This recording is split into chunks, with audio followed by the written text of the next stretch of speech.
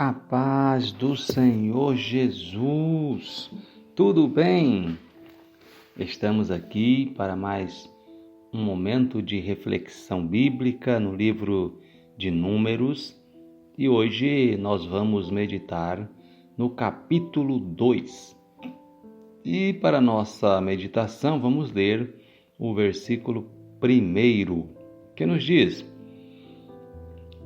E falou o Senhor a Moisés e a Arão, dizendo, e o versículo 2 que diz: Os filhos de Israel assentarão as suas tendas, cada um debaixo da sua bandeira, segundo as insígnias da casa de seus pais, ao redor, defronte da tenda da congregação, assentarão as suas tendas.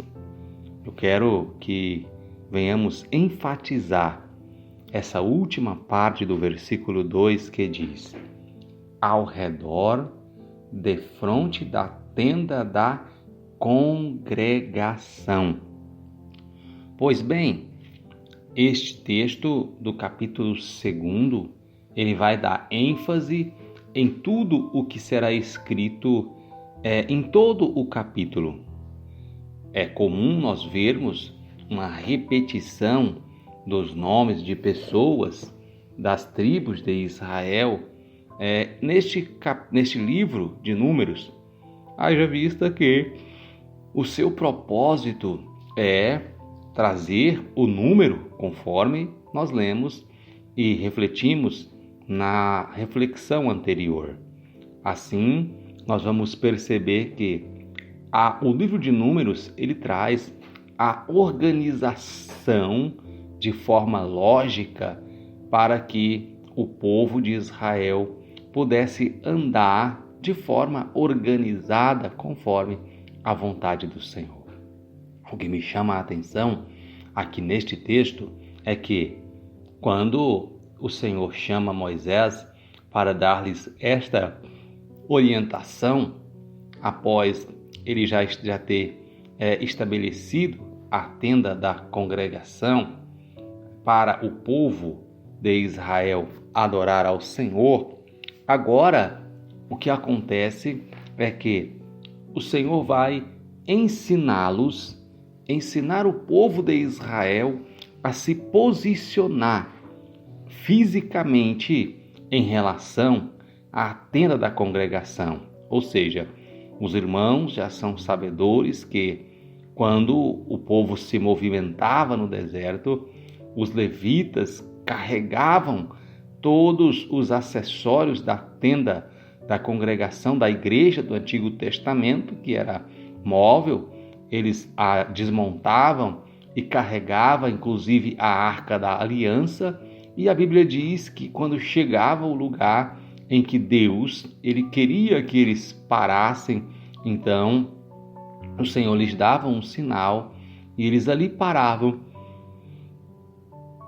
e então fixavam novamente, montavam novamente a tenda da congregação, a tenda para poder adorar ao Senhor. E então, como que as pessoas iriam montar as suas tendas pessoais diante da tenda da adoração ao Senhor? É exatamente sobre isso que esse texto vai dizer. Vejamos o que diz o versículo 2 que lemos: Os filhos de Israel assentarão as suas tendas, cada um debaixo da sua bandeira, segundo as insígnias da casa de seus pais. Ou seja, cada tribo de Israel tinha uma bandeira que a representava e a diferenciava uma da outra, e então, debaixo, ou seja, em volta daquela bandeira, estaria aquela tribo específica. E assim elas iam se colocando, mas a referência que eles tinham para montar as suas bandeiras era em relação ao quê? Em relação à tenda da congregação. Logo, o texto vai continuar dizendo que essas bandeiras seriam colocadas ao redor e também de fronte, ou seja, de frente da tenda da congregação. Pois bem, a tenda da congregação, ou a igreja do Antigo Testamento, era estabelecida em um determinado lugar e as tribos eram colocadas aonde? Ao seu redor. Louvado seja o nome do Senhor. Parece algo simples, não é? E na verdade é mesmo, muito simples. Porém, isso tem um significado espiritual. Qual era este significado? Ou melhor, qual é este significado? Meus queridos, isso vai significar o tipo de governo que aquele povo tinha. Olha que interessante, que curioso essa expressão que as tendas do povo eram colocadas ao redor da tenda da congregação, estava expressando o tipo de governo que o povo tinha.